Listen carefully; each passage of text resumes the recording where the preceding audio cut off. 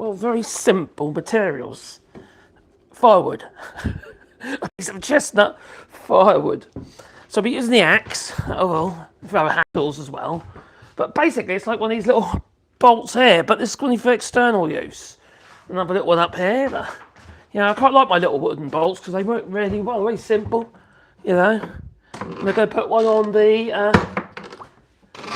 actual gate that we made in the previous live streams.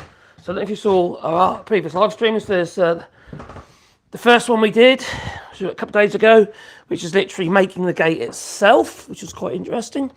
And then there is, I'm going to put it back on the tripod. Then we hung the gate, but I hadn't made the latch at that point. So that's what we're going to do today. We're going to make the latch. We're going to make a very simple sliding bolt latch out of probably just these two pieces of firewood. Right? Don't worry, there'll still be some firewood left because the latch isn't going to be kind of like that big, is it? No, not at all. So what I need to do is first create the chute. So it's a shooting bolt. We'll create the bolt that's going to shoot. Let's just get, stick like that. It's a spam caller. It's a spam caller. Right, so we're going to split that down. Hopefully get a fairly straightish piece out of that. And from that, we'll then clean up into what's going to be the bolt itself. Now, I don't want this piece. If I get a pencil. I don't really want that area there, so I'll remove that because that's the sapwood that'll rot really quickly. This any area, part of this area here is pretty good, and then it'll be, if I get it in the right direction, it can be quarter sawn, so the grain's going that way along the chute bolt. So if I can actually do, say, something like this, and gain my bolt from that, I'll have the grain go the right way, and then if it shrinks anymore, which it will do, because it's about 15-20% because it's firewood, right? It's already been dried a little bit, but not all the way. So if I split that down there, split it down there, and split it down there, hopefully I can get a squarish piece, which I can clean up with a hand plane, and it needs to be reasonably straight, otherwise it's not going to work, is it? If you're sliding backwards and forwards, it's going to keep getting caught up, which will be a bit odd. So first of all, let's just run that across here. Alright, in another stream, I reckon I'm going to make a side axe, because this is not a side axe. I know what I'm making it out of now, so just got to put all the stuff together. So I'll clean that up down there.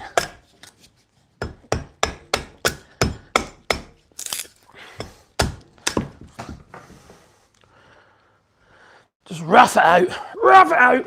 I'm making some kindling, I'm at it. What you don't want to do is cut your fingers. So that's a really bad idea. So that grain's sort of going a little bit like that.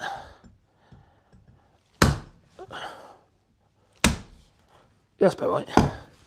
Where's my other axe? Here it is. There we go.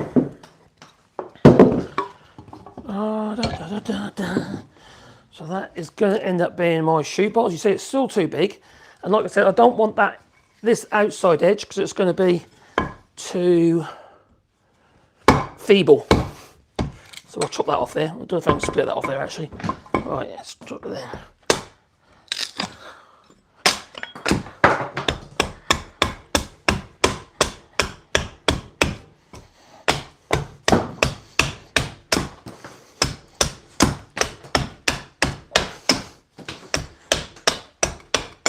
My log on legs, which is what this is, I cleaned it up this morning and I chopped the slice off the top. There was still a few holes in it, so I just rammed a load of bits of wood in there to fill all the holes up, which, that's a lot better now. It's flatter, but it's a lot easier. I've got my little bit on here if I want, powering a piece of metal or whatever, but I've also got this holdfast here, which is in this case, it's a Woden. Is it a Woden one or was it a record? Very similar. Those are marbles. That's not either. So marbles hold fast. So if I want to hold anything down, let's say for instance, like that, if I wanted to work it with a draw knife even, I could do that, and then so useful that is. So it's just a log on legs. You've got to have a log on legs, you know. Nothing like a log on legs. Now, Sounds a bit odd, doesn't it? Yeah, I'd say so. Right, so I'm going to move a bit more of this in here.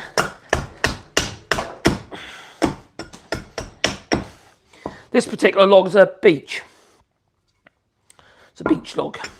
Not from the beach. Beech as in a beech tree. Beech is a great timber though. It's great wood to use for chairs, chair legs and stuff. When I see people making chairs out of pine, I thought, oh, it's not a good idea, that. And no, I don't tell them because you sound like a know-it-all then, don't you? Right, so, yeah, because it's too soft. So when you get to the joints, you just end up with loose joints because it's because the wood's too soft. So hardwoods for your chair legs. If the chair legs are going in, especially if the chair legs are going into a seat, as a way of fixing the chair to the seat, like little round mortises for the legs to go into. Well, their legs will shrink and they'll be a mess. So I'm going to keep on nibbling at that. So I'm almost down to the size. It's a bit thick at the moment. The width is okay. All right, for this particular bolt. I just want the depth to be a bit less because it's too deep.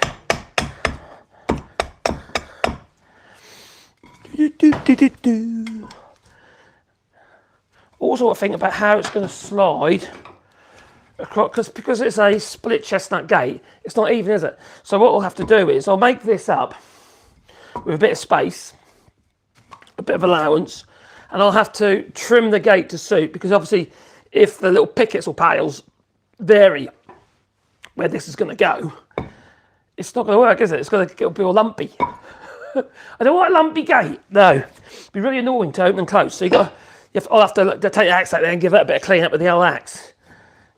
Look forward to making the side axe one.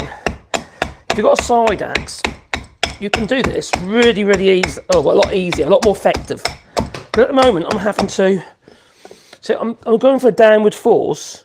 If it's a side axe, that means it's ground on one face. I can bring the axe up more vertical, which means it's more of a planing action. Because this is double bevel, and I could grind it on one side, but it makes it too small. It's old and it's been sharpened so many times, there's just been nothing left of it. But because of this, I have to go at too much of an angle. It makes it harder to control.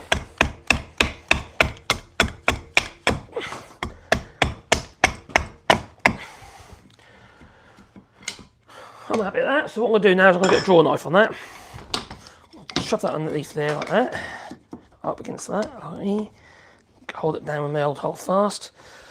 Let's draw knife that a little bit. Really want to be round a bit. I need to turn this round a bit so I can bring that round a bit. There you go. That's better. Ooh, blimey, me, dropped an axe. He's not happy. What come out with you? Oh dear. Think he's missing out, don't he? Really? I don't think he will be in here, will he? Huh? Oh, yeah, probably on the way, yeah. But you away, so she's going to visit the kids in England, she is. I'll use a hand plate. I'm cheating. Still hand tools, isn't it? I just get a bit flatter, you see. Now, because I've got this the other way around now, it's not as stable. I think I need to put another leg on this, to be honest. Because all I've got 3 legs on it, it's splaying. So, generally I like to have 3 legs, because, you've always got 3 legs on the floor then, haven't you? If you have 4 legs, there's one potentially going to be off the floor. So what I might do with that. See, I need to find the ideal place for this, and screw the fecker down, bolt it down, don't I? I'm doing this sort of thing. I've got a vice there, I could just use this vice, couldn't I? I might do that in a minute. I'll stuck another little vice here, I don't know if you say this, just as I do have a metalworking vice over behind me as well, but metalworking vices are really handy for if you're doing carving, because of the way they are. So what I've done is I've made this one, there's a little record, small record metalworking vice. and I've put that on a block, on a base. Right, so I just shove it in a vise. And we have a woodworking vise. So if I want a metalworking vise where I'm working, I can just bring this along to there, you know, if I'm doing videos or what have you. Otherwise, I'd have to use this one here, that's behind me, which isn't an ideal position. So, well, I might go on to that vise in a minute and clean this up with a hand plane. I think I'll do a better job, because it needs to be straight, you see, within reason. The other bits aren't so important. See, that's going to be the bolt, okay? It will be thinner than that.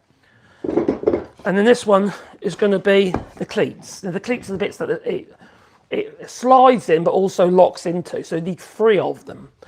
Now, I'm looking at this and I'm thinking to myself, oh, the shape doesn't really matter. So if I, you know, think to myself that maybe if this is flat there on the back face there, if that's flat, okay, so I got rid of that horrible piffy bit, all right? But then utilise the shape, but also trim flat on this. It's almost like a segment of an orange still, but with a flat point and then the flat back, and then use them as my cleat. So with that in mind, I'll split down there.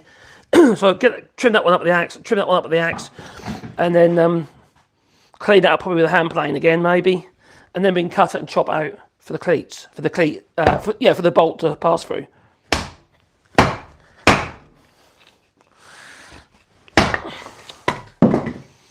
Crazy like that. That's quite... Oh, that's had a bug in it. It's gone though. It's gone. Too far over. That's it. Yeah, that's it.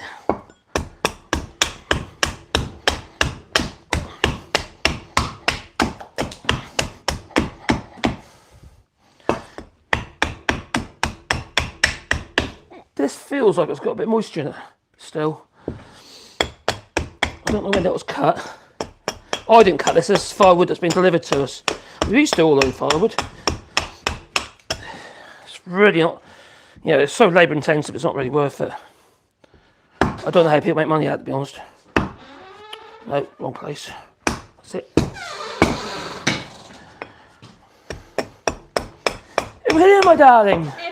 M&M man is no more. M&M man is no more.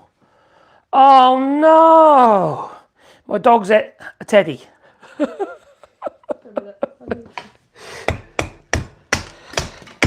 Have you been? Is that because you left him? What? Let's have a look. Am I living on the floor? Oh, why is it so blurry? I don't know. Are you doing this with your phone? Are you taking a picture? I don't know what I've done wrong, but I'm just showing her. Oh, he's eating one of the teddies. He says teddy, but you know. Okay, it's punishment time. No. I'll come up and see him. My little buddy. Oh, this is Nacho. He's about a year old. We're not 100% certain. He's a rescue and he's been deserted. Haven't you? I don't know why anyone would desert him. It's like butter wouldn't melt in his mouth. You're laughing. Well, he's just demolished a teddy bear. He could be doing that with cushions or anything. Yeah, he could be doing that. Oh yeah, look at those teeth. But look, he's a lovely little fella. He was bored. Oh, thank you. I think it's because you left him when you came through here. Oh no. Got another one through there. What come through Let me there? take them back. There you go. Oh. I don't think you want. Well, if I make one leg short, he won't be able to run as fast. You have to keep up. Hey, go boy, Daddy. You want to be playing mess up? Yeah, other dogs are... We've got 3 dogs. One is him. He's about a year. The other 2 are quite old now. So we've got Pandora's about 13. And then we've got Sebastian, who's a Labrador Dalmatian cross. And he'll be 15 in February. So, and then we've got this little boy. They're all rescues. Don't like the idea of getting dogs from breeders. It's like sort of like a when you've been involved with a refuge and helping out there and what have you, you kind of think to yourself, well, I don't really want to add to the problem by getting a dog from a breeder.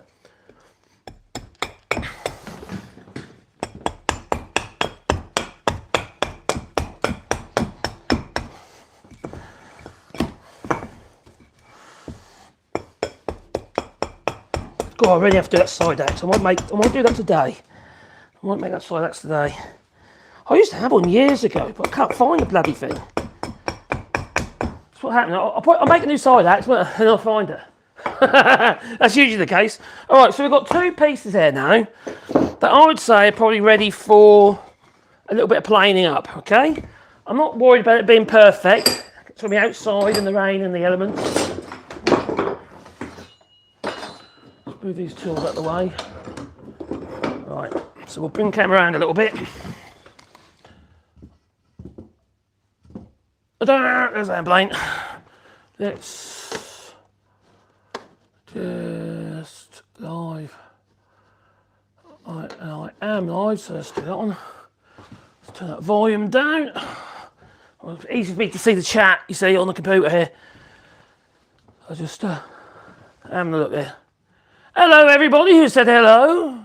Secure that to the floor. You know, I don't know where I want it, you see. If I had something specific to use this, I suppose I could put screws in it every time I want to use it to the floor, maybe. I suppose I could do that. I'll get there. We'll get there one day. That's the thing, you see, when you're trying to have like multi-use spaces, I'm not going to be sitting down, by the way, getting near you.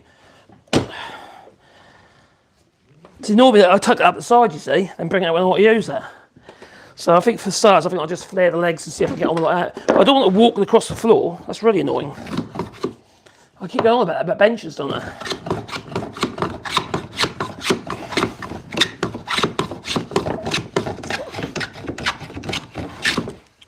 What's that doing? It's the wrong plane for that, really.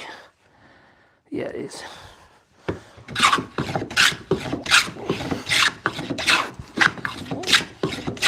I'm just using a little Stanley Bailey number 4 at the minute. Looks like I need to do some sharpening. I've got some little nicks in these planes. Then I've got this one here. This is number 7. Oh, so much nicer. This one's got a Victor hand-forged plane iron in this.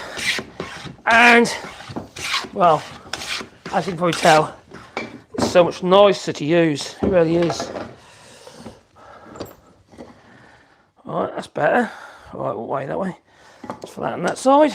Remember, this is only old firewood. Started up as a log. I'm not going to use any power tools, apart from drilling the holes, probably. I could do that by hand, I suppose, but...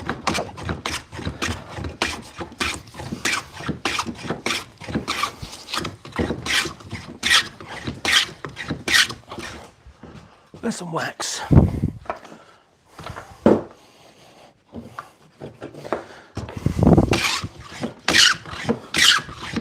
That's better.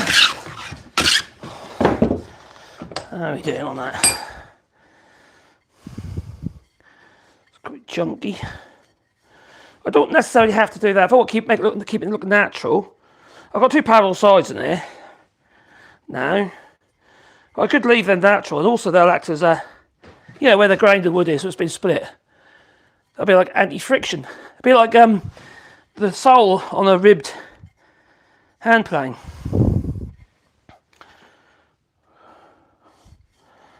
I think we'll do that. Right, so I will take the arresters off though. We will take the arresters off. That's one thing I never understood the point of is an arras plane. You know, when you get a little hand plane, it's just designed for taking the arras off. I don't really see the point. We might just use the hand plane. For most purposes. I suppose you can make it more accurate. I'll have to put a taper on the end of each of these, and being I'm not using power tools, I'm going to have to do it by hand, aren't I? So that's the top face, that'll be the back face. We'll have that as the forward. Alright, so what I'll do is just tidy that up there, that's alright. And I'll just wing it with I'll take my ear line out of the way before I put a hole in it. Right, so I need to put an angle on that where it slides into the the retaining part of the retaining cleat. So about halfway across, so about around 45.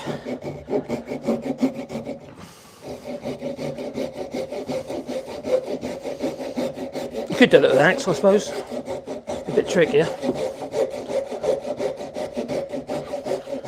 This little pull saw,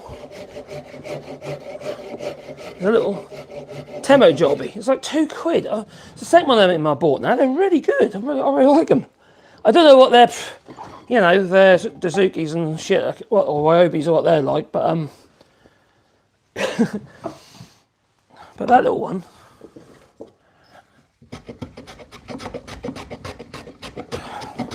Clean up the hand plate. Put that arrow off there. And it's off there. Alright. Same on the back as well, within reason. Otherwise, I'll get caught on all the little, you know, as you try to slide in. Just a little bit. And it makes it a little bit easier to use. I'll take the arrows off.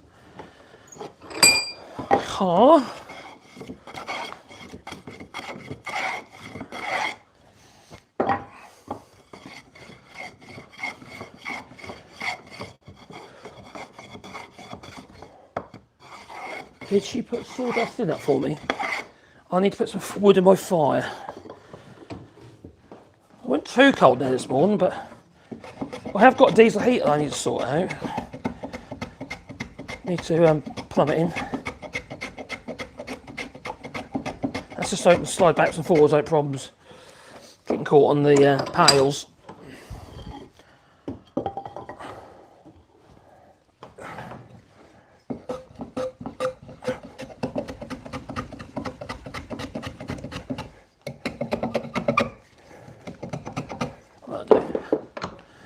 Right, took the arrows off. That's that. Effectively is the bolt. We'll slide backwards and forwards. Nice and chunky. And then we're going to make some cleats out of this. Okay?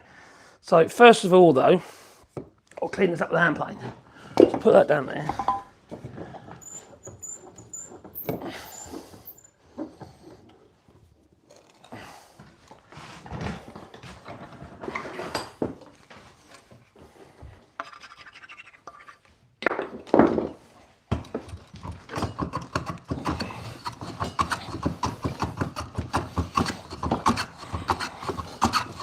This isn't green wood, it's sort of semi-dry, it's dry enough for firewood, so 15 to 20%. You won't get under 10% if you use it for anything other than that.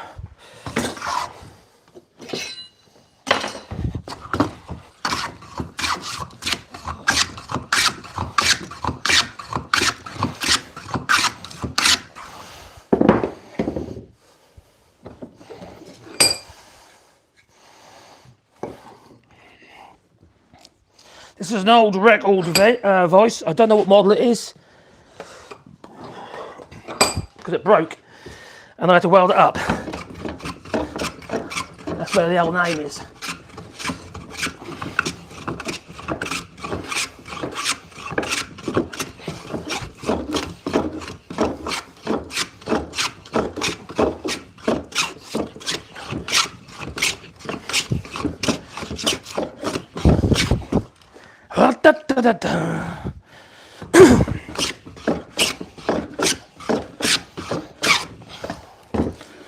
Right, I'll take a little bit off there and there. I think, or do I worry about that? I'll take a little bit off as I just splint it, won't it? And I'll make 3 cleats out of this piece.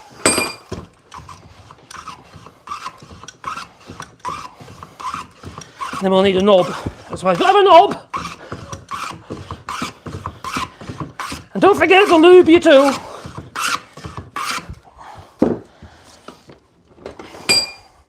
That's better. And do that one as well.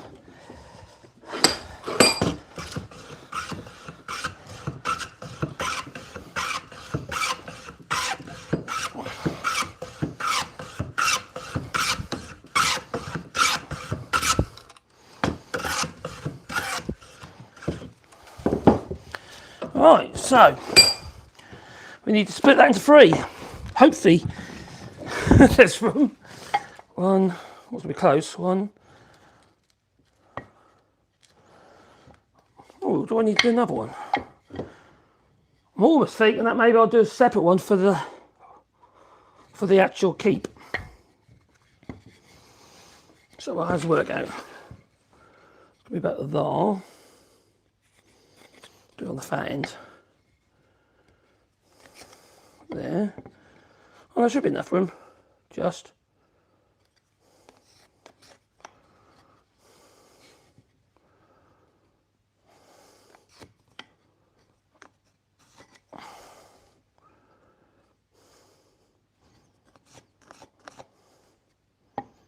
Phew, it's close.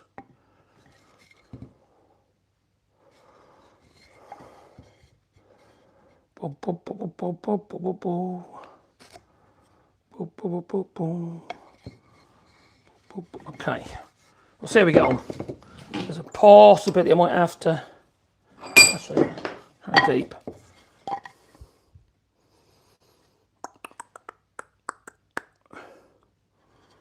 Oh.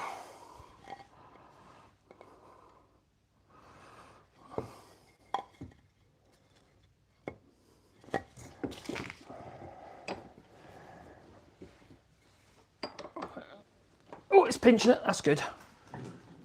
Where is my saw? I'm just going to hand saw it.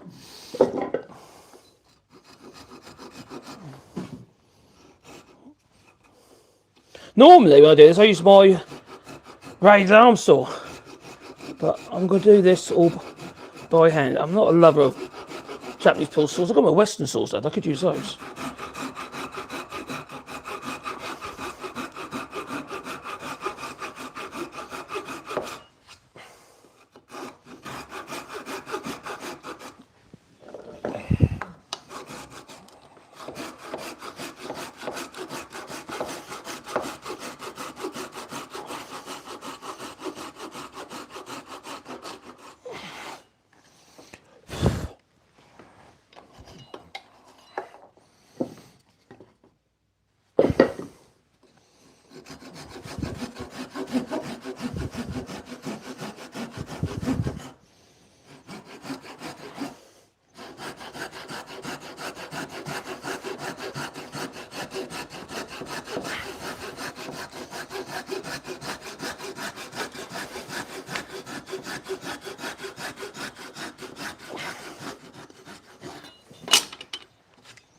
Fingers and thumbs. La da da da da. I might have to plane it, make it a bit thinner, that one. Oh no, that's about right. Let's put it back in there again.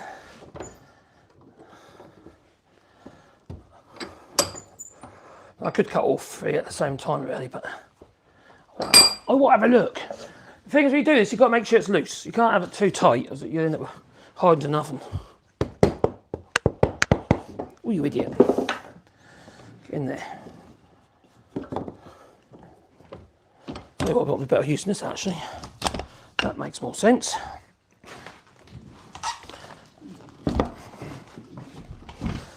Do do do do do do do do do do do do do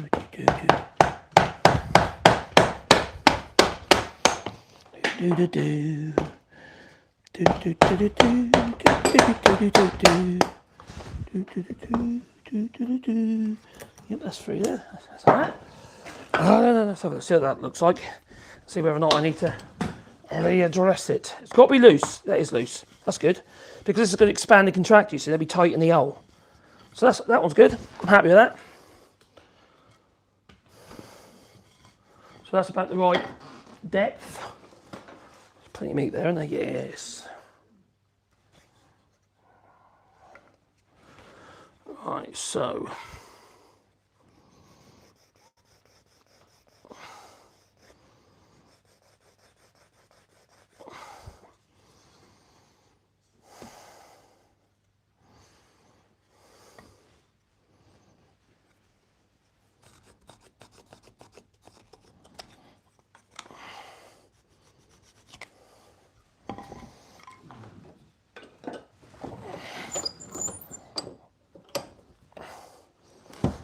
get started in here.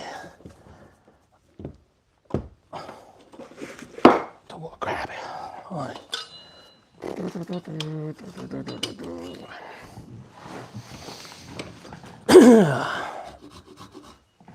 I know I could put a little metal bolt on there, but the problem is because with a garden type gate, they're always moving with the fences. So you want your keep to have lots of space in it. So I don't know if this bit's going to be long. Well, it might be now. Ooh, no, it might not be long enough. I might have to use another piece for the keep. Because the gate is going to keep going up and down now with the ground.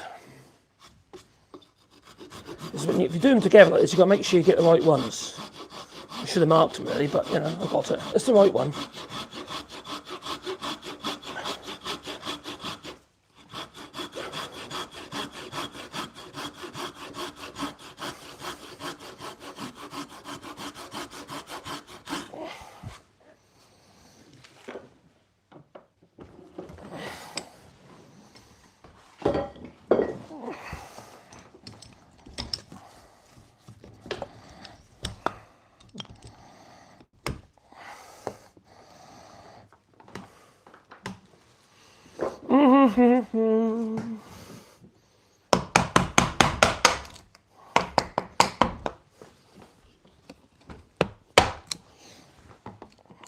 Normally you'd work it from both sides. But this isn't fine carpentry, is it? By no means. It's firewood carpentry. Right, we'll do a bit more chopping. Lines they are.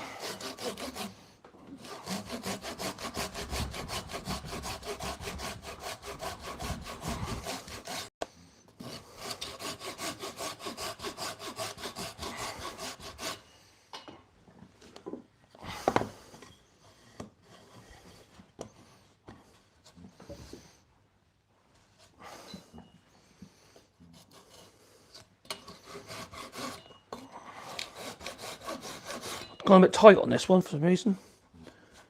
Got my line wrong. But don't matter, we will take a bit more off.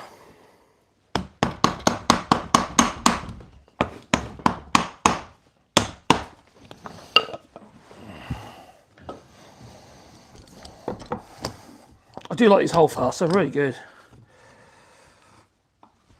I don't even think you can get them anymore. You can still get the old metal bar that you tap. Yeah, with a wooden mallet. They're still easy to find. Obviously, you better get them second hand. The thing is, when you've got stuff like that, they last forever, don't they? It's like this vice here that I use a lot is it's ancient, and I've had it years, you know. So.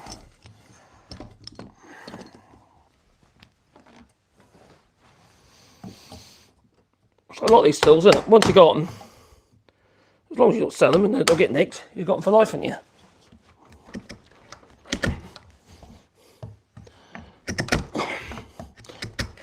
I am a believer on some tools, though. You know, sometimes we can fantasise too much over them, you know, and you think, so, you know, do you really need that? And if you can't answer that question, you have to ask yourself, well, then. If I can't answer that, well then obviously I don't need it. I need to reevaluate.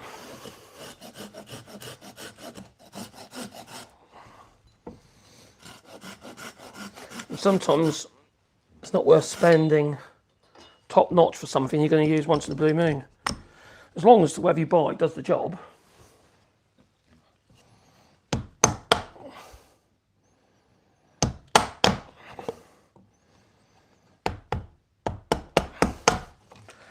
A lot of stuff you can find in card boots. You know, they might not be in very good condition, barely usable, but don't, you know, if they're just tool steel and one type or another, you can make it work, can't you?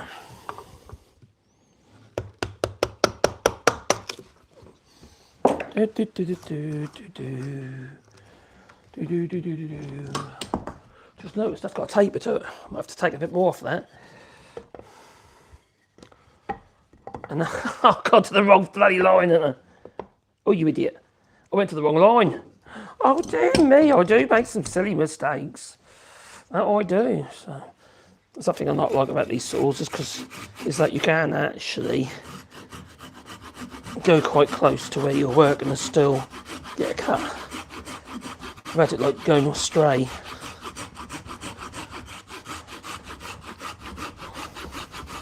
This is when it'll go astray, isn't it?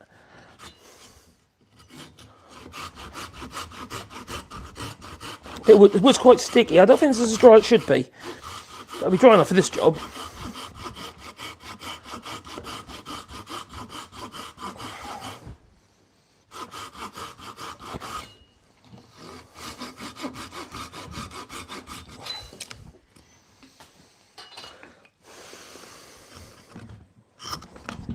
Yeah, come on, you bugger.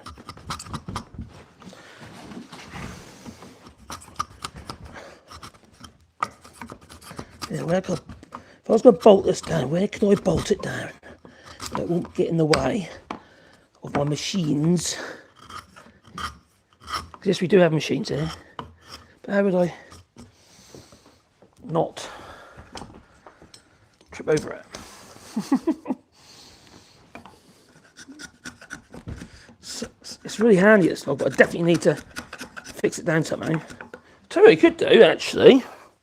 What if it was on a base and your seat was a part of the base, and then it can't go anywhere, can it? Not when if you're sitting down, you're doing your work because your own body weight, especially mine. I got that in before you did. That needs a bit taken off. That's tapered too much. Let's see. Oh, no, that's all right. But it's a bit too tapered, so I'm going to just whack a bit off that on this edge. Just fill that in. It is this end. Really what I wanted. So I remove a little bit.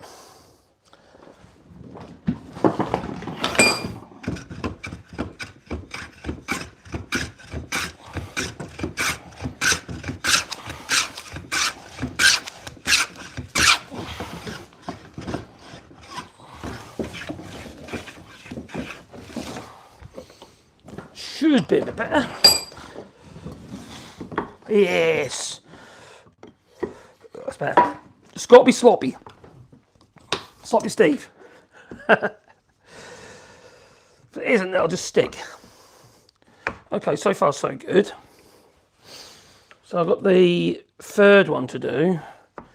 Only problem is there isn't really enough room there for their keep. So we'll chop this one off into separate bits. Clean it up a bit. Let's clean it right up.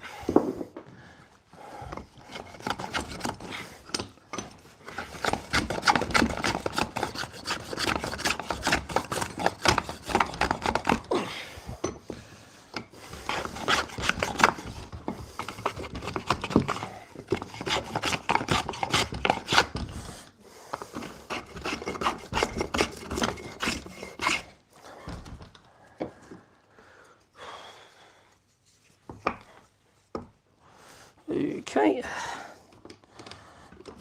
let's hold that down so we can cut it.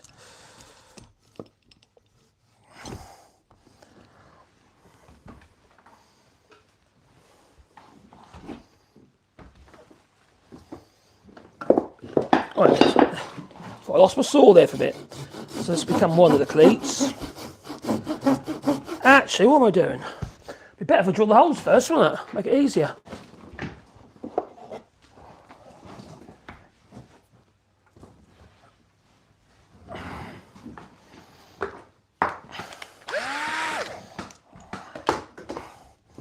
Let's do that first.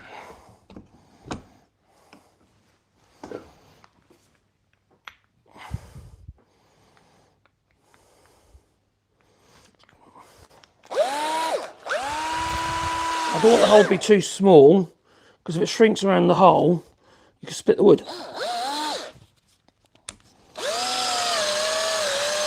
So if you're screwing from the face here like this, you could put plugs in if you want to. I need to change that battery, I think.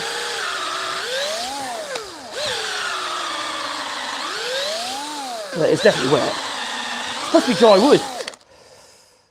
I said, it don't matter for this job, but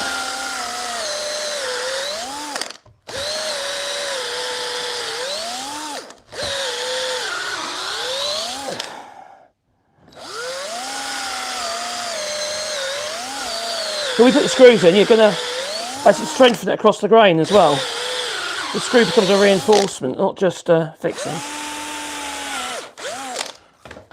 You'll see there's a bit of split in that bit at end, so I might have to put a bit of super glue in that end, I think. Strengthen it up.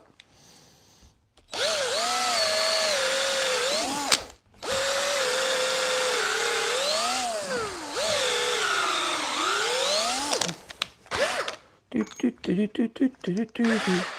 definitely a bit wet. It's a bit wetter than it should be. I've got a meter. I could put the meter on that one.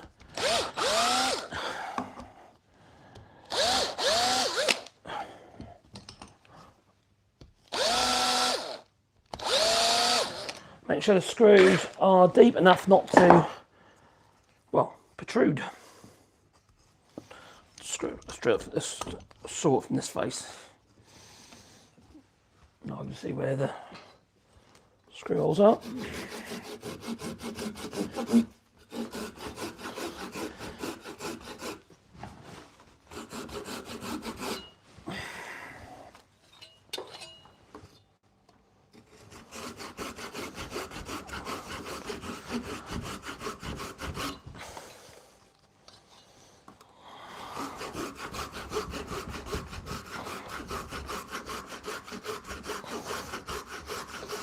Trying to get hold of an anvil at the moment.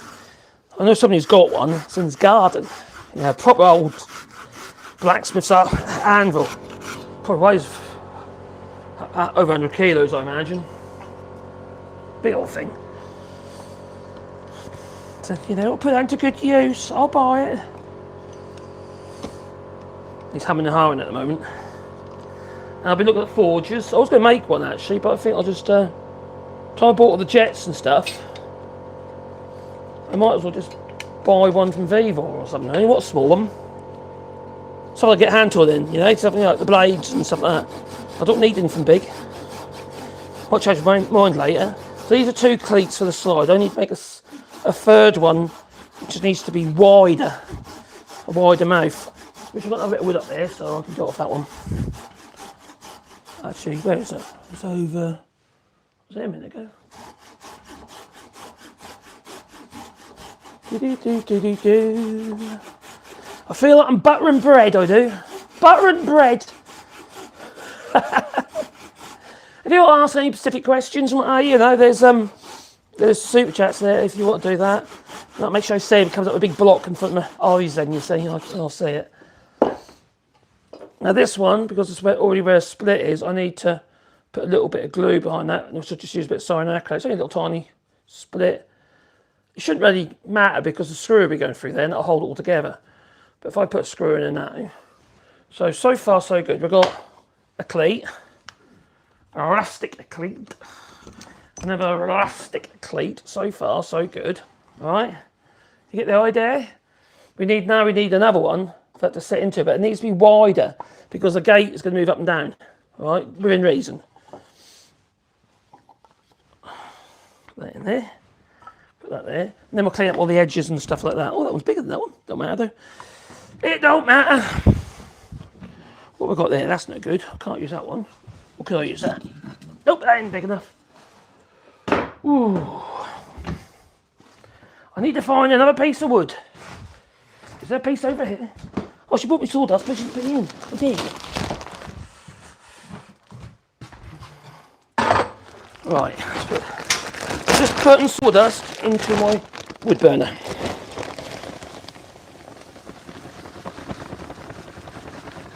Not too many. I've got to smother it.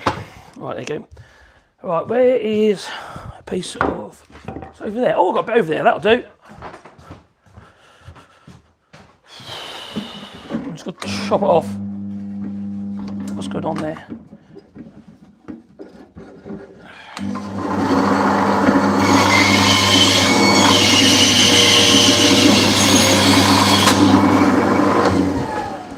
If you're wondering what I was just doing, I was actually on a bandsaw, just chopped length.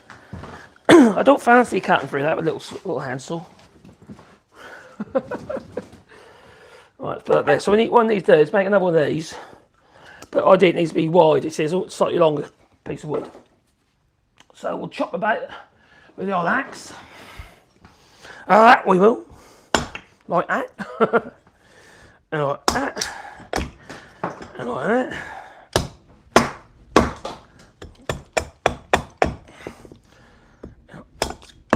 Oh, that's too much. So that one's not too bad.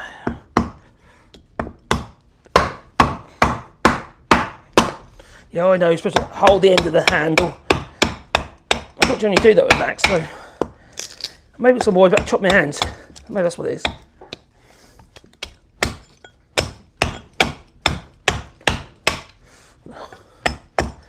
Sharp as that. Not as sharp as it should be, but like that.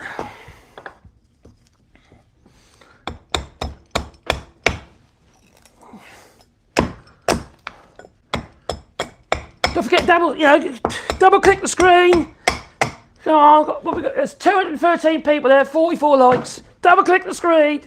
We need the likes that we do. If you hate me,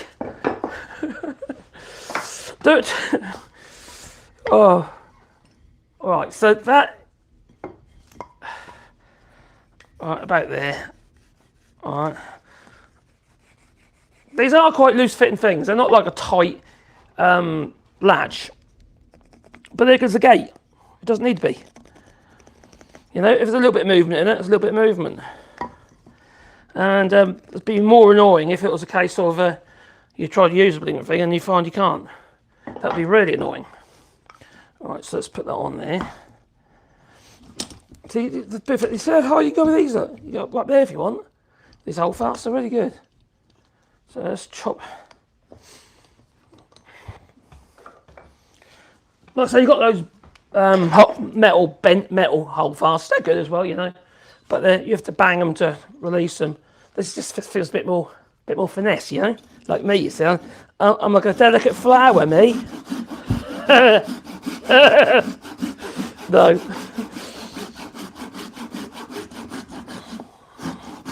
So once I've got all the bases of them, I'll just clean it up and make them look a bit prettier. You could dimple it and shit like that, make it look more, like little scallops out of it, make it all pretty. As a garden gate, you see. But I've got some of these in the house, you see, as well. The dressing room door and the boiler room door, which comes off our bedroom. That's that's got the same sort of latch, but it's done with a bit more finesse. It's all oak and it looks pretty, you know. So I think I'm just guesstimating that, but there.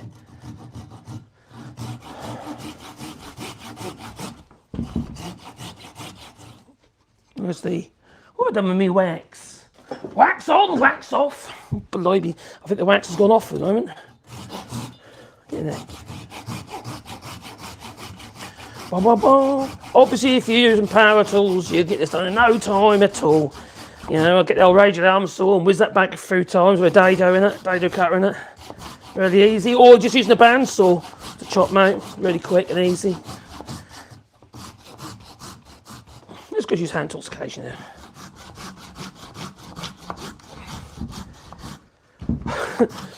I was watching a video yesterday. It was only a little short, you know, and this guy was trying to make out that you can do what you could do with a tar plane, like an electric planer, and how great it was and how underutilised it is. Okay, maybe it is to some degree, but he's trying to make out you can get nice, smooth, flat finishes with a electric hand planer. It's in its design. When I say hand planer, I mean electric hand planer, like what we call a tar planer. Well, nicknamed anyway. How the hell is something round going to give a better finish, or as good finish as something that's straight? I just don't see how it can do it. It doesn't make any sense to me. I'll put that. What am I doing? Chisels with a blooming axe.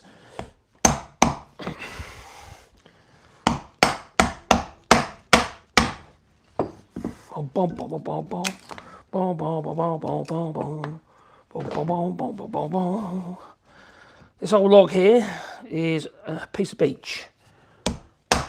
When I cut years ago. It's when we divided actually. You know, in France you'd have a deal, right? Whoever owns the land with the trees on, you do like a 60-40 split. So they get 40, you get 60.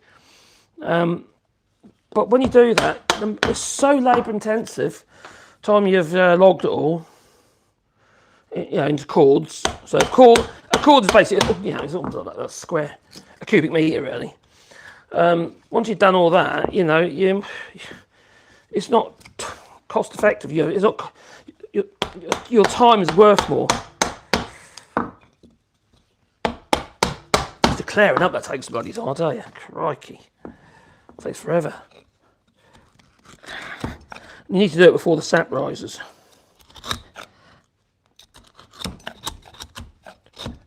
Whenever you're doing this pairing like I'm doing at the moment, you always got to do it with element of control. You don't just push, because then you'll just slip and go past it, and that's when you cut yourself.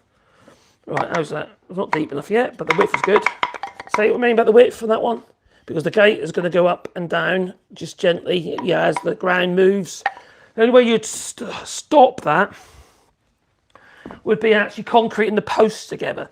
When I was doing my MVQs and all that, one of the things about installing posts was you always concreted in like a connecting piece between the two posts, and that way, if the ground moves, the gate's still parallel, still in its right place. But no one bothers with that anymore. That's it. And this is going to be going on that gate that I built a couple of days ago and did that live. So if you want to check out that live stream on the replay, you can comment on them. You can't, obviously there's be no chat. You see the chat goes when you do replay, but obviously because no one really there. It'd be a bit silly, wouldn't it? But you can still, you can comment in the comments.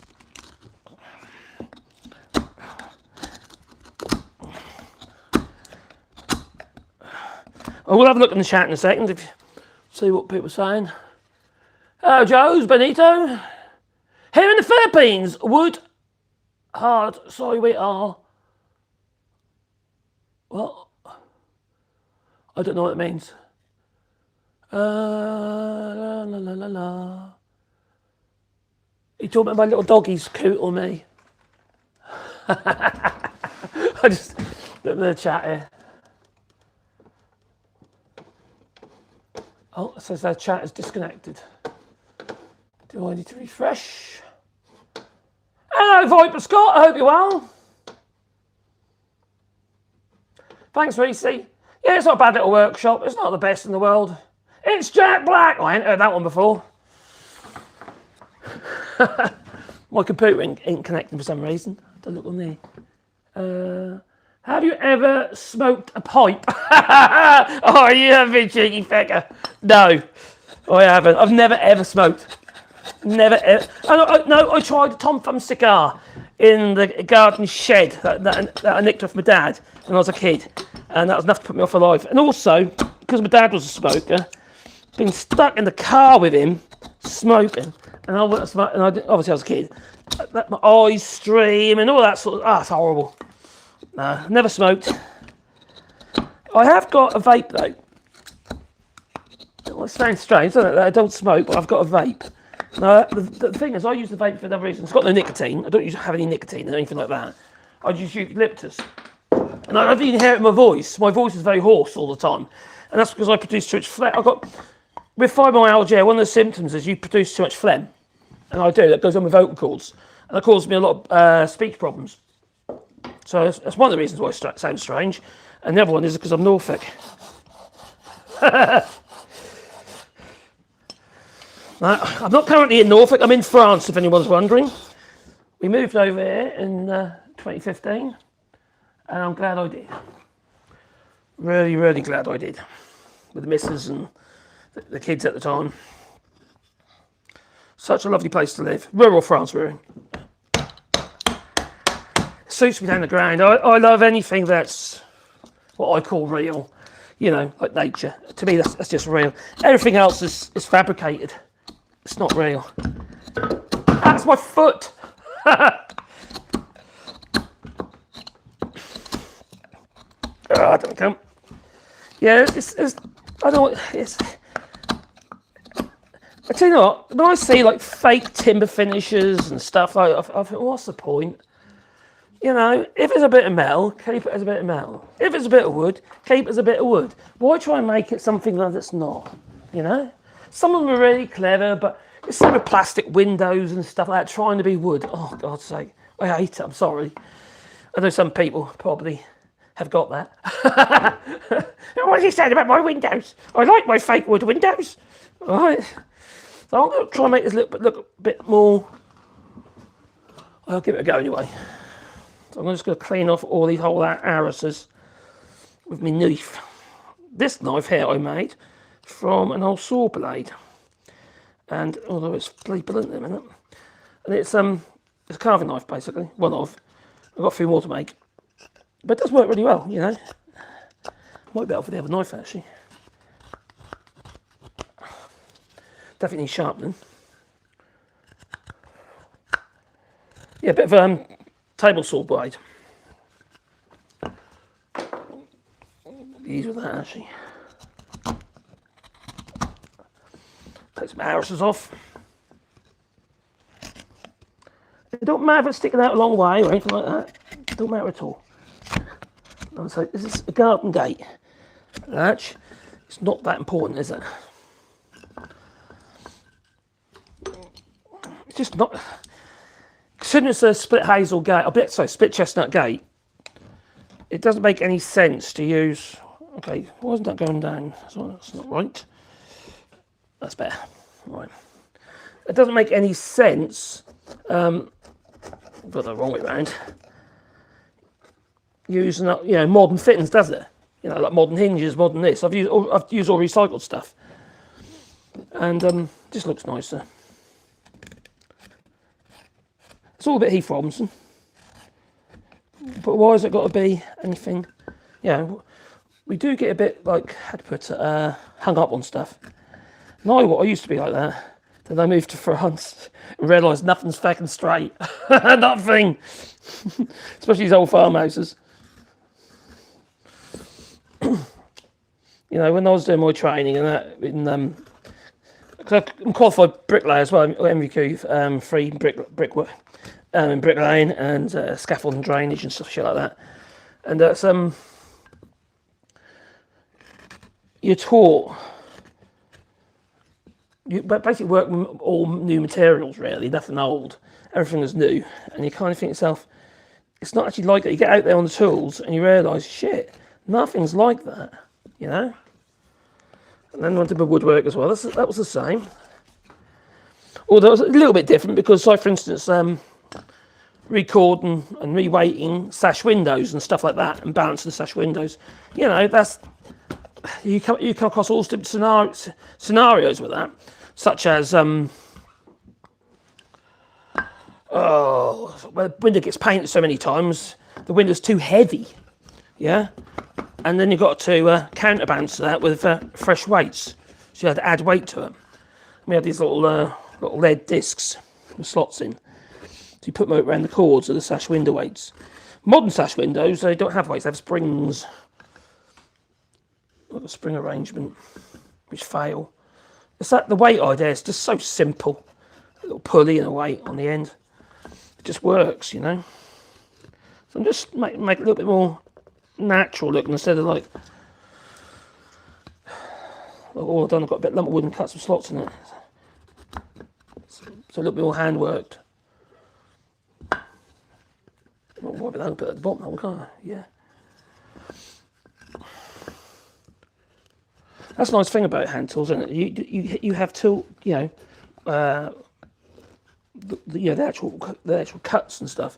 When I see people that are doing all this lovely carving and then they sand the merry hell out of it and get rid of all the nice little scallops and that they've created, it doesn't make any sense to me.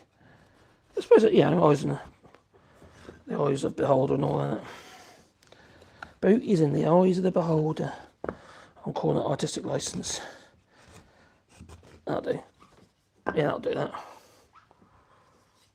Yeah. Right, so that is the keep. Is that big enough?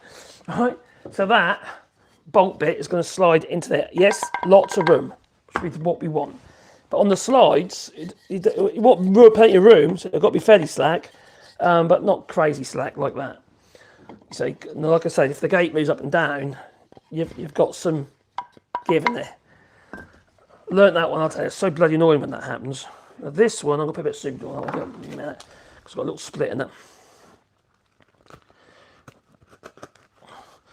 I need to make some more carving knives, that's what I need.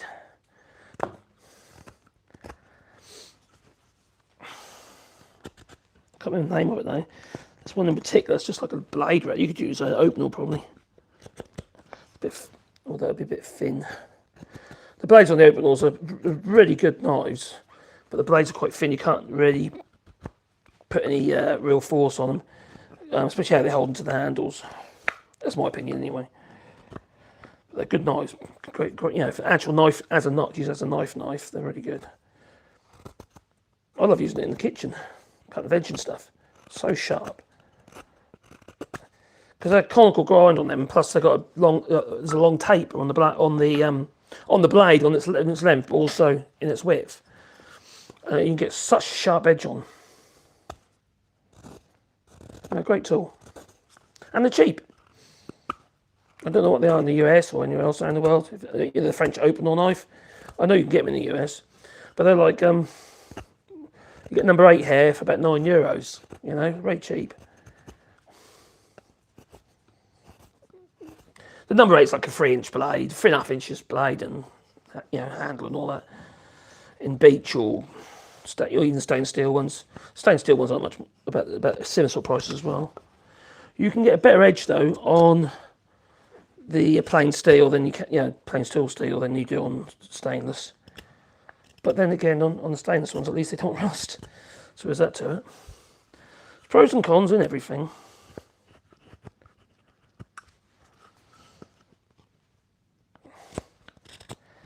God, that new dog of ours. It's hilarious, absolutely hilarious. It reminds me so much of my late Wally. It really does. He's a funny little fella. He's Nacho. There you go.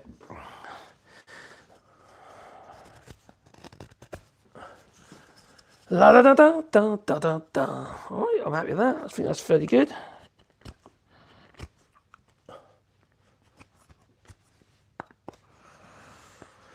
All right. Now, chestnut, if you're not careful, it will go black, all right? Quite quick. So does oak, to be fair. But chestnut is very prone to, oh my God, it's called that, iron, is it sulfate? Iron sulfate? I can't remember the name. Anyway, the tannins in the wood reacts with the chestnut, and it goes black. And you probably see where my metal, that's been on there, because there are little black dots on there. That's where the teeth, or the knurled part of this holdfast, had been sitting into it, and it's reacted with the tannins in the wood. Oh, super glue's over there. I can see the super glue, so I'll put a little bit in there quickly. I'll bring it over.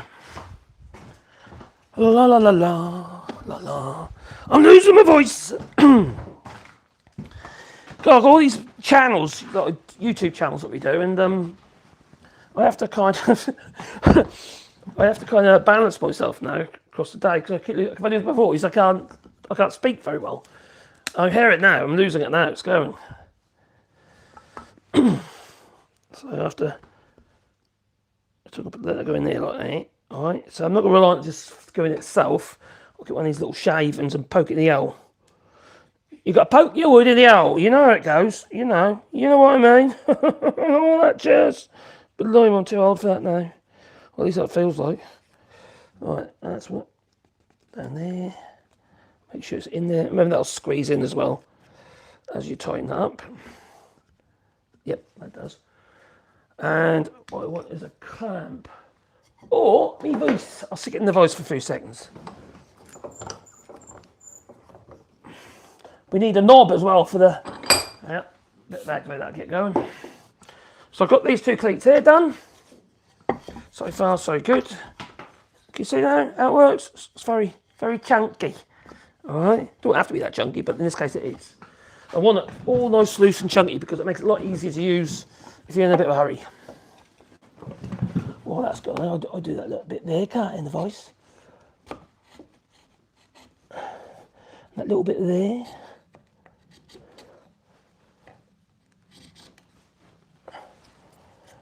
And there. And there.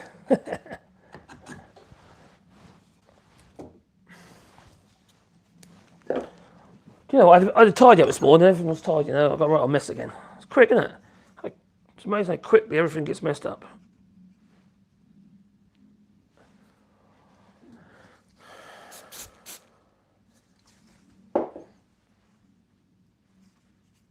Yeah, so that's good. That is good. So let's do the side.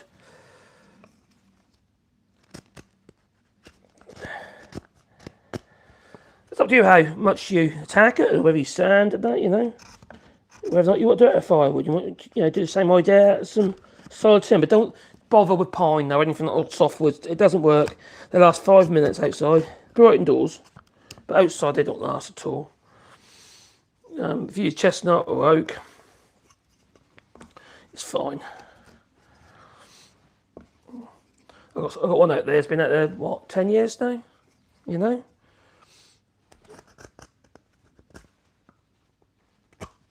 Still going, you know, still working. Well, I took off the auto-closing weights I put on that gate. I need to put them back on. I had like pulleys and weights on the end of a pulley. In this case, it was an old flywheel from a Singer sewing machine. So the gate closed itself.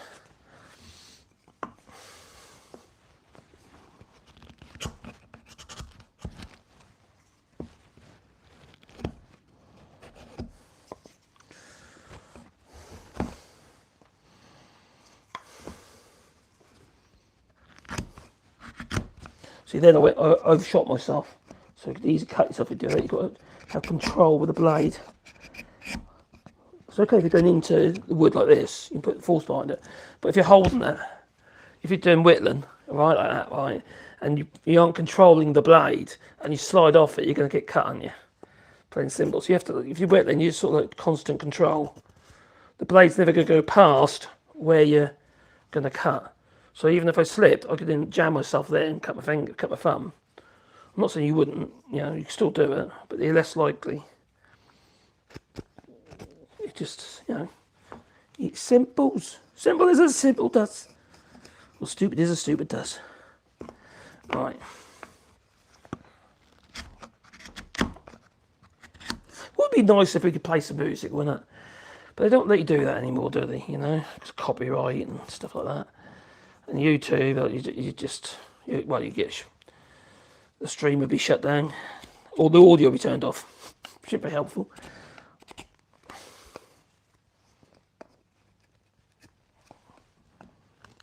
Okay, so far so good.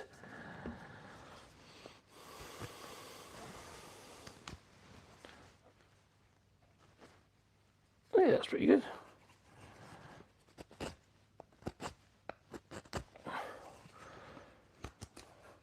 You can make it all sorts of shapes, you know. You can make that branches. Well, effectively, that's what I've done. Made that of a branch. It's just anything to say, but you know, not exactly what I meant. Right. This is clearly going to have longer screws.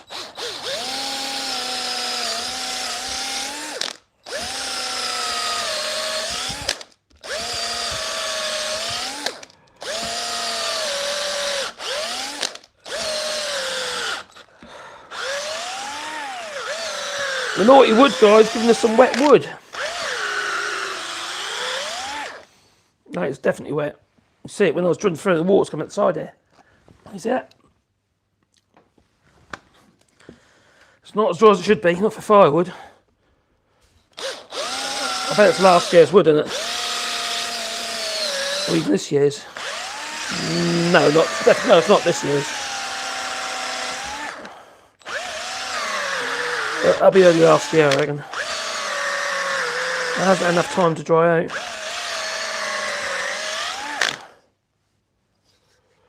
Oh, just noticed something. What's happened there? See what's happened there? A little bit splintered off there, so I'll glue that back on, wherever that goes. That way around.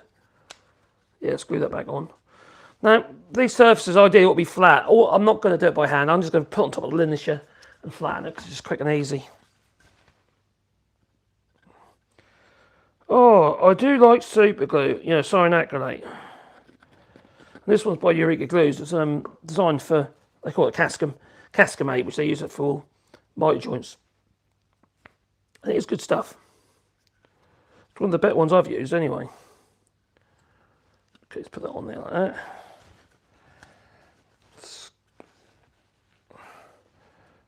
Oh, let's see what's happened there. Funny. Oh no, I've stuck my finger to it. No, I haven't. Oh, that's good.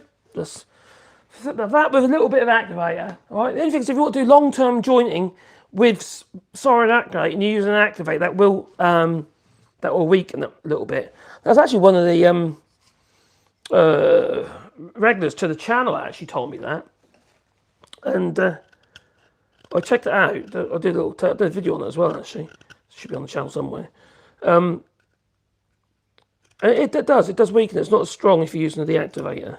Depends what you're going to use it for, doesn't it? You know, how worried you're going to be about, you know, what inherent strength it has. See that, obviously, because it's still got the split back on it, I'll just literally push it down onto a lens, which is basically a flat belt sander. And I've got a big one over there. So I'll use it on there. It's got a fine disc in it at the moment, though. A fine belt in it at the moment. So that's that. That's nice and loose. That's good. So now what we need now is a little knob. You've got to have your knob. All right? And we can split one of them if you want. Just find a bit of wood we can make a knob with. A little handle.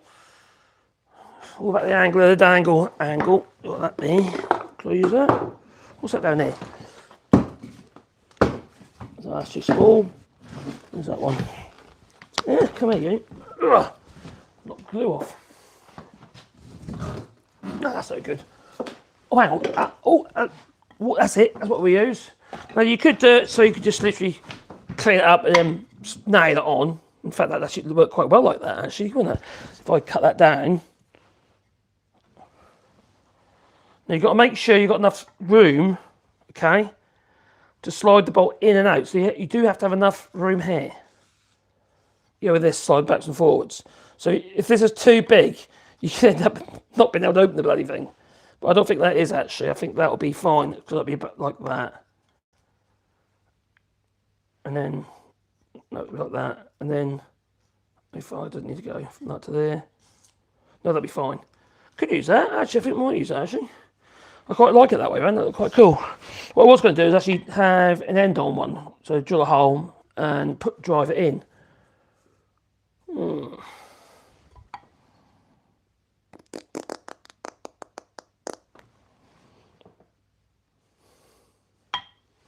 Oh, decisions. I think the shape works with it.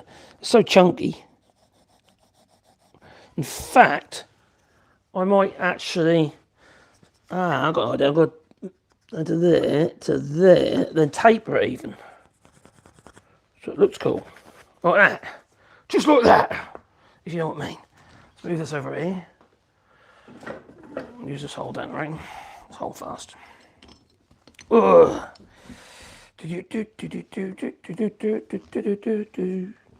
Rubber mats are great, you know. If you want anything to grip, a rubber mat. Now I use, you know, the mats you put underneath a washing machine for sound deadening. They work brilliantly. They do for gripping purposes. I use them with my routers, and you know, if I'm routing anything awkward, I don't want to clamp it. It just works. They're really good. I cut them to size, you know what I mean? You don't have to, they come in like, generally speaking, you get like 600 by 600 or 2 foot by 2 foot. Big enough to go underneath a washing machine. But they're like a granular kind of rubber. And they grip. They do mark your work though, so you don't want to put anything, you know, what I mean is that they'll leave rubbery marks on your work if you're not careful. Now, I would be using 2 hands on this, but unfortunately, this keeps moving. It needs to be fixed down. I'll come up with an idea.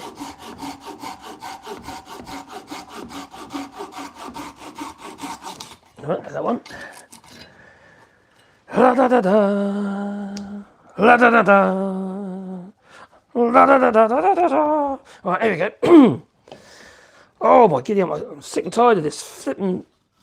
My voice, I can lose my voice. I used to sing like an angel, yeah. I was like one of the three tenors, I was. Wasn't quite an angel, but you know. I was like Pavarotti.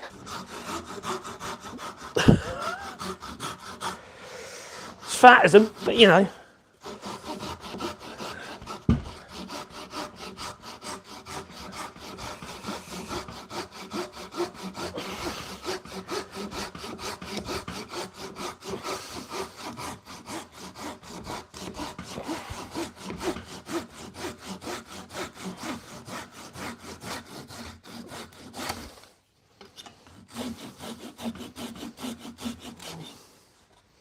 Now, I could use a dowel, but I'm going to use a nail to fix it on. I know you can say, well, you can drive a nail through that, I'll just split. Well, yeah, could do. Ah, but I have a plan. I do, I have a plan. So I'm going to fix that on there like that, and that's going to be the knob. I just love that word, knob. I don't know why it makes me giggle. I don't know why. Knob. It's like Bob. Bob the knob.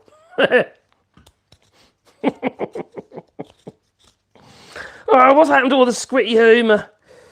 Oh, the world's gone bad. So much political correctness. Which, you know, you have a certain point, obviously. But I think it's a shame when it hits comedy.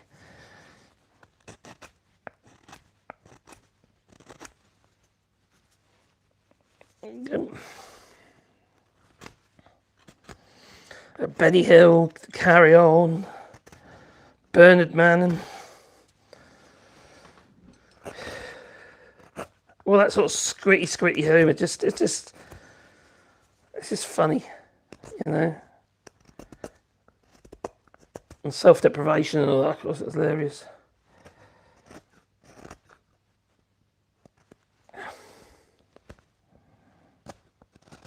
I feel these days it's all like you have to respond to the canned laughter. You know, you listen to watch Friends and stuff, and you got all that laugh going on. It's all canned laughter.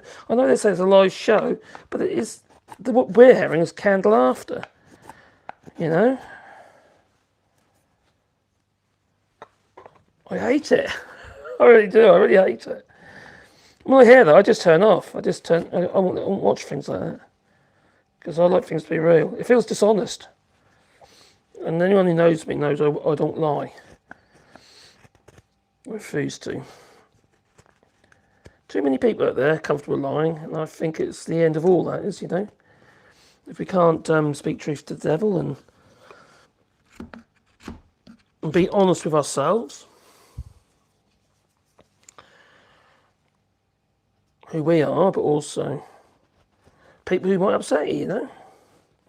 You need to speak up to them, you know. If there's a bully, you need to stand up to them. So the bully will keep coming back for your lunch money.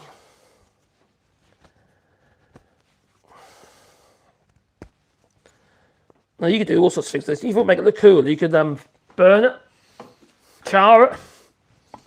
Right, so I'm going to put that on there like that. And you can think, oh my God, you can't nail that on there. Oh, I am, I'll tell you. I'm going to nail that on there. That I am. Now, the knob goes in the middle, basically, generally speaking. Now, there's a few ways we can protect it from splitting. One is drill a hole, and that's what I'm going to do. So there. I'm going to find a nail, and I'm going to glue it as well, though. Don't have to, but you know. But what a nail, I'll use a galvanised one, use a screw if you want. I think nail's a little bit less offensive than the very great screw. That's near as damn it. Right, so your nail doesn't want to put pressure on your knob. When you're nailing, you don't want to put pressure on your knob, alright? Just so you know.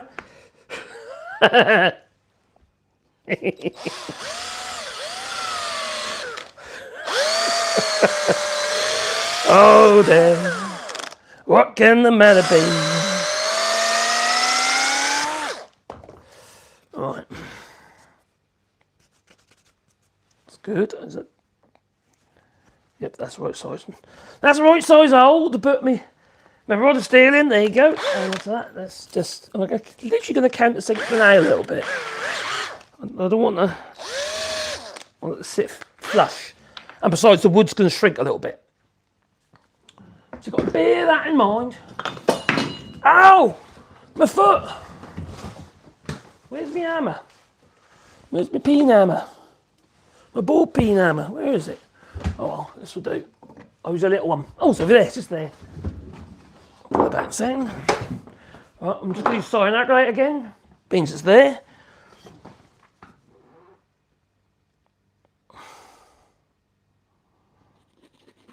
I want it to soak in, so I'm not going to... Oh, crikey. They make really good glue, but the pots are too narrow on the bottom. I'm going to have to make a carrier for those. That's supplied to me by Eureka Glues in the UK. Really, really good company. I don't pay for it, they send it to me. So I wouldn't say if it's, I wouldn't lie to people about it because it's pointless. I'm hoping I'm not going to split that. It'd be really embarrassing if I split this, wouldn't it? Now, one way you can prevent that from happening is get a clamp. So I'll get a little clamp here, a little G clamp will do. And we can put that on there, make it less vulnerable.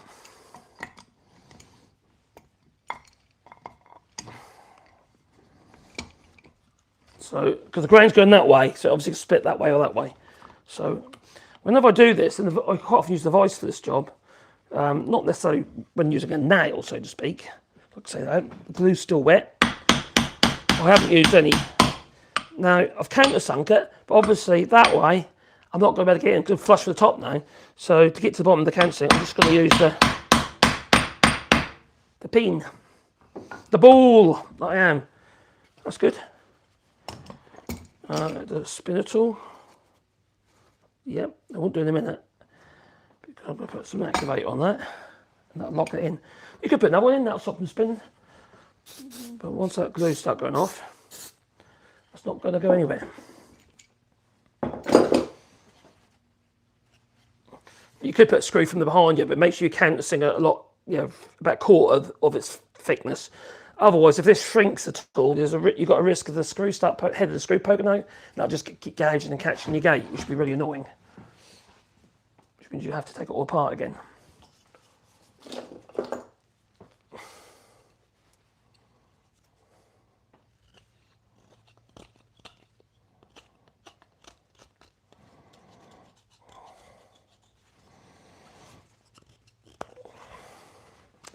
Oh, what should we make tomorrow? Oh, I wonder.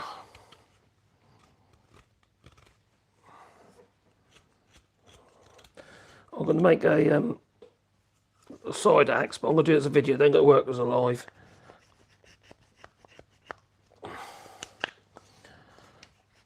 Because I'll be using a lot of machines, you see. I'm going to have to use grinders and stuff and cutters.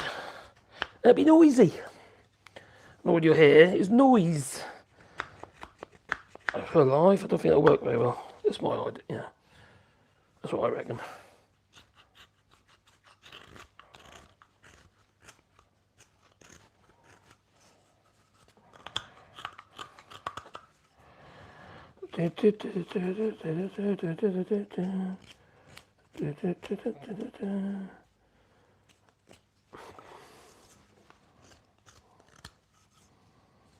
I'm happy with that.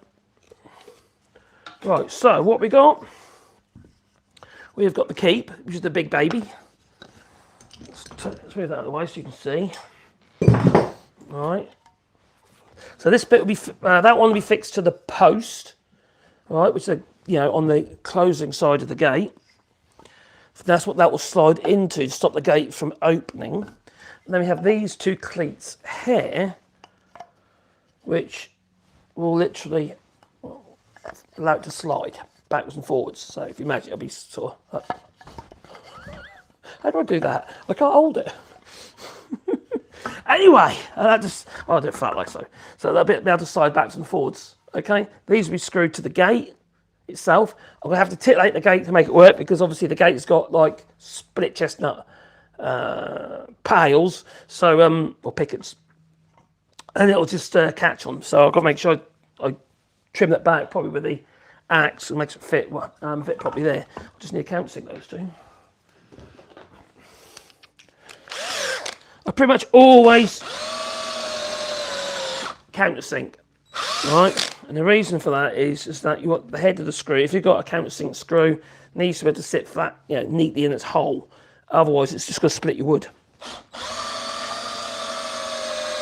I know a lot of people just wind the screws in and say, just wind it all in, that's going in, that's good, that's fine. And it screws the head down, but just literally you're splitting all the fibres of the timber. It doesn't work very well. So that's basically it then. So that is a wood bodged bolt for the gate. Nice and chunky, makes it really easy to operate and less likely to go wrong. You can make smaller versions of it, but it just works. Anyway, I'm going to just, I'll grab you for just a second, and I'll bring you a bit closer. And let's just see what people are saying.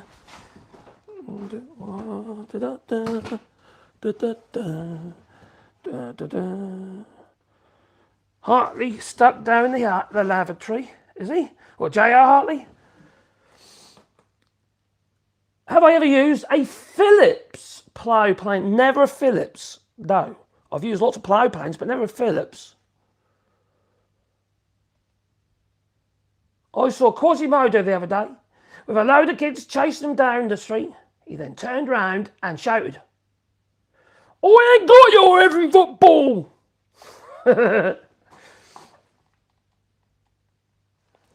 Yeah, I don't like the old candle after track. I hate it.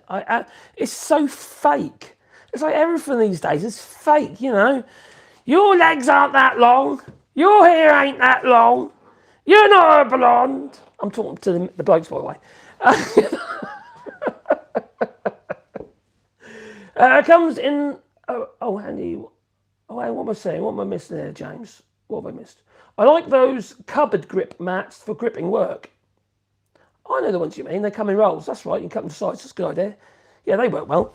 Now I'm actually able to. I can probably... if I can find it. What have I done with it? There's a bit over here. Somewhere. Oh yeah, two of them. This is stuff I talked about. Right, this is like a rubbery kind of sound deadening material. That was one that I cut in two. And the reason I did that was when I was like rotoring a long length, or even planing or anything like that by hand on a long length. So I didn't have to use clamps, and they get in the way when you're planing, as you can probably imagine. I put one at one end of the bench, and then one at the other end of the bench, and it just did just enough just to grip it. It worked well, you know. So, and same with when using the rotor. It did work really well, to be honest. I haven't actually had to use it recently, but yeah, that's what I used it for. And also little sort of small bits of rotor work, clean up around the edges, take the arrows off and stuff like that, using little rotors. So they're ideal for that. You know, those ones have gone a bit hard actually. They're quite old now. That was my hand shaking. That's probably been using tools. I had to go to work, but I'm back now, says Viper. Oh, have you heard? Someone wants to take your Scotland now. he's given up a green and he's come for Scotland. How's the darts coming along? I just spotted it in the background. Yeah, I got my dartboard up there. I'll just do it for a bit of mind relief. I'm not very good. I'm not bad, but I'm not very good. I'm not brilliant at it. It's just nice having it in there when you're messing about and just give yourself a bit of a breather. Yeah, the orange baby, you heard, did you? Fucking hell. Oh, that's a comedic show, that one. Narix chisels, are they any good? Yes, but there's Narix chisels and Narix chisels. They're bog standard ones. They're not, I wouldn't say they're ground particularly well, but they do a range. I can't remember the called now. They're Czech, the men in Czech Republic, aren't they? But they do a range of really nice bench chisels with nice thin edges to the blades, and that really good. So yes, the answer to that is yes, they're good.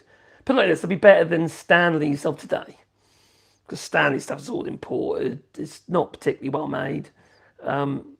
Even though a lot of sweetheart range of planes and stuff like that, and chisels, not that great, you know. Especially the hand plane. Hand plane's terrible. It looks pretty, you know. Oh, I like that. Look at that. It must be a good little tool. It isn't. It's an awful thing to use. Awful.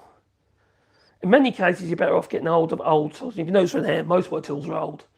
I'm not constantly buying tools. Well, I am actually. I buy a lot of old tools. But I don't buy anything new generally. If someone was willing to sponsor me or something like that, well then, yeah, I'd give it a go, you know. But I'm not that precious. But regarding planes and stuff like that, I still love my old Baileys. Just dropped another hammer on my foot. Yeah, this is a Stanley Bailey number 7.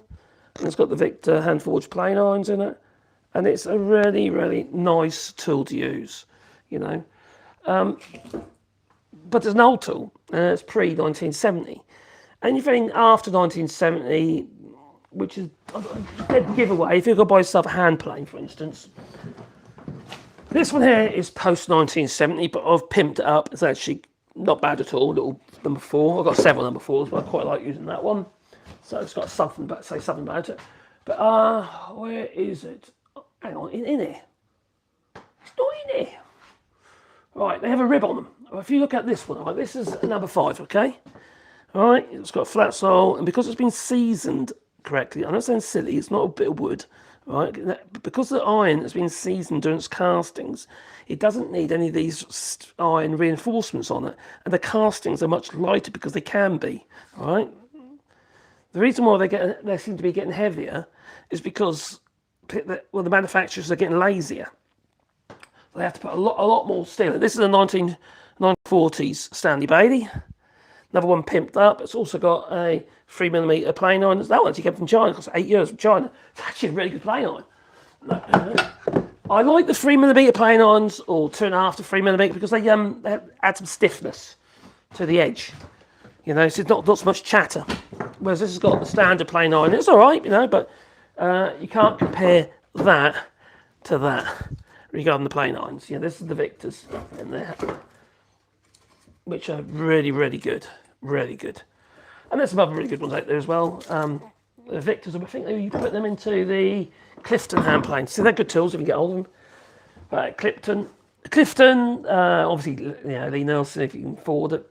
You know, something like that's going to cost you, I don't know. In Europe, probably. Lee Nielsen version of the number 7. Oh, it's going to cost you 500 or 600, I reckon, here. A lot of money. Who can afford that, you know? It's a lot of money, you know? You can't be precious about these things.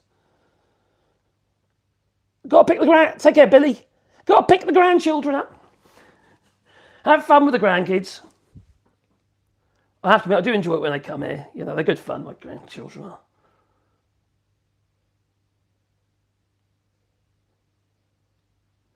Oh, the best rasp has got to be, oh my God, what are they called?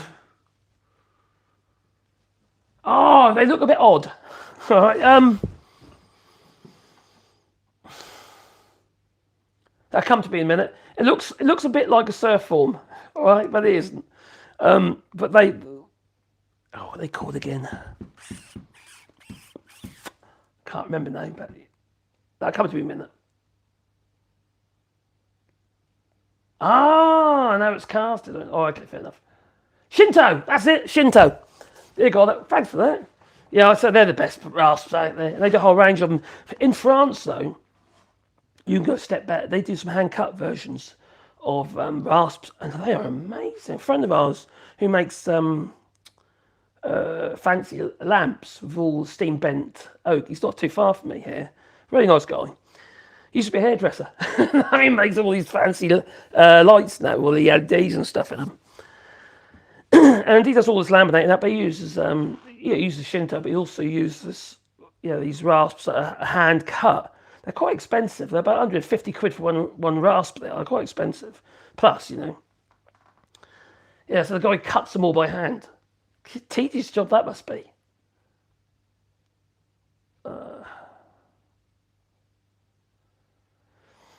sometimes you don't necessarily want the rasp, sometimes you want the file. You know, files are quite, a good set of files as well.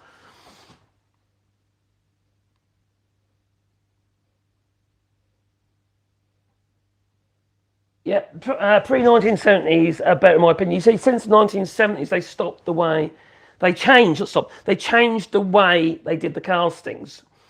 Now, traditionally, what would happen, which is a bit bizarre, in Sheffield for the English version of the Stanleys, because they came in about 1915 into the UK, into England, and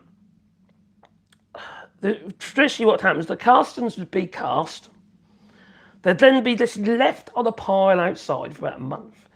They'd have a mechanical digger or something like that, or some a bucket on, and they'd just literally scoop them up, drop them, scoop them up, drop them, and that process of bashing them basically, and all the shit coming off them as they do it, they'll all be rusty outside. They'll look terrible. They will before their final work, and they do that for about 3 months.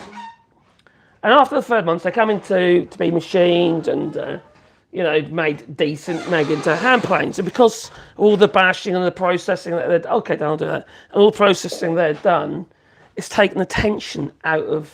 What you got there? That's what came out the Teds when we had to sort the Teds out. What is that? Battery in it. There's a battery in that one? Yeah. So he's only got the dog Teds. It's been chewing Teds up. He's only got the doggy Teds. Oh, so she sorted all the Teds out with the squeakers in. Is that what you done? Are they all? He's got the squeakers, but he's only got the proper dog Teds. He's not got the baby Teds. Did this actually work at all? No. That was inside the M&M one. There's another M&M toy though. I just took them both away. Oh, I see. So that was like a little speaker in that one. Yeah. Oh, I'll play with that later. See if I make it work.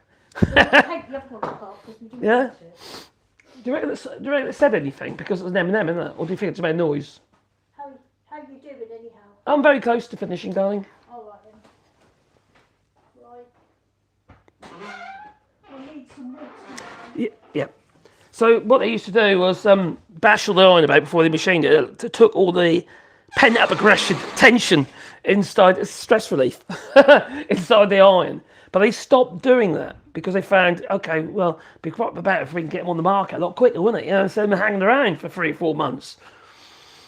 So they decided to cast them and then just machine them up. And what they found is they used to go out of shape quite quickly, get dimples behind the mouth and all that sort of stuff. So they'd be in a bit of a shit state. But, it'd be useless, all right? So what they did is they started to add extra steel iron to the castings, made the castings heavier. And the number 5, for instance, is on the more modern ones, and not these Chinese ones you buy, have got these extra ribs. Actually, I can show you. I remember where it is now. It's in my other little space over here. My number 5. So if we come over here. Into my room. There it is. Here is a post-kite. That's gone better. Surface rusty. Oh, that's not too bad. Can you see these extra ribs on the back there? All right, and inside there as well. And in fact, everything on it is much, much heavier. If you compare that to the other one, which let me just go back to the other number 5, you'll see that one is much lighter construction than the other. Remember also, this one's a wartime effort, so they would be a bit more conservative regarding materials, but they could because, it's just a better made thing. And this is, like I say, that is a number 5, no extra ribs, okay? Unlike this Stanley Bailey number 5, all these extra bits. They have to see how more chunky it is. It's more like a Chinese casting, It's good tool still, but it's nowhere near as nice to use as this one for a start. This one's considerably lighter, a few hundred grams lighter, in fact. So it's just nicer to use. Yeah, she's. We need some wood. I've got to cut some firewood. Oh, from the South Australia, nice. Glad to hand you live. I've been a fan for a while, but haven't seen you live yet. Oh, cool. You have now. We just made a bolt. Just made a sheep bolt for outside gate. That is also split chestnut, which is in a previous live. The last live I did was literally hanging the gate, and the one before that was actually making the gate. It was fun. It's quite nice making something out of nothing, because it's made of firewood, you know? Literally bits of firewood. Yeah, they were destined for the fire. Oh, that'll do. You know? And it's quite nice to make something out of nothing. Instead of going, oh, I've got to go to the shop and buy some wood. You know, if you can find bits and pieces and look at it. You got to think of things, I tend to look at stuff differently now. Unlike I used to in the UK, I was all like, everything has to be prim and proper and straight. But, these days I'm more kind of organic and round. I'm always the one.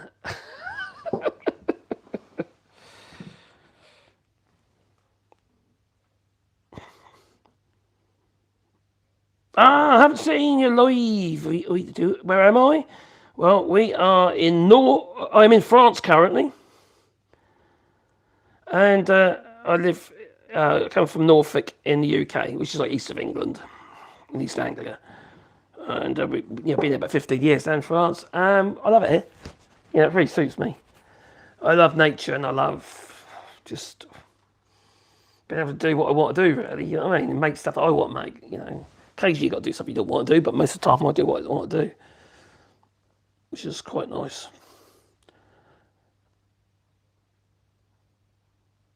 Have you ever seen how they used to make hand-cut files? Yeah, they still make them though. That's the thing, you see.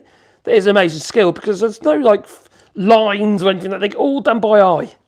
The whole thing's done by eye. It's amazing. They have the little blank and what have you set in a little clamping arrangement designed specific for it. And there they are with a cold chisel and a hammer going tink, tink, tink, tink, tink, It's amazing to watch. Such a skill, I like these things. You get a lot more, effectively, you get a lot more cutting surfaces than that. There'd be 25% more teeth on that for the same grit. And they do all different grits, fine, coarse, mediums, and all. They have different grades and different sizes, different shapes. Brilliant things. It's like saying he was the guy who made these lights and he watched them use the thing. It just looked like bliss to use. When you use a hand plane and you've got the peelings coming off, just figure out but have a rough surface. But it's actually just nice to use because I did a little bit of play with it when I was around his, and he's only about an hour away from here. I don't think he's even that actually. Yeah, about an hour away. He used to buy Cascamite glue from me, and it's just nice to use good hand tools. It's just therapeutic, I reckon. Anyway, I am going to have to cut some wood. No, I am. But please, before you leave, put the old like buttons. Maybe subscribe to the channel. It helps, It might encourage me to do some more. Yeah. It might. Anyway, toodaloo. Oh, yeah, by the way, stay safe.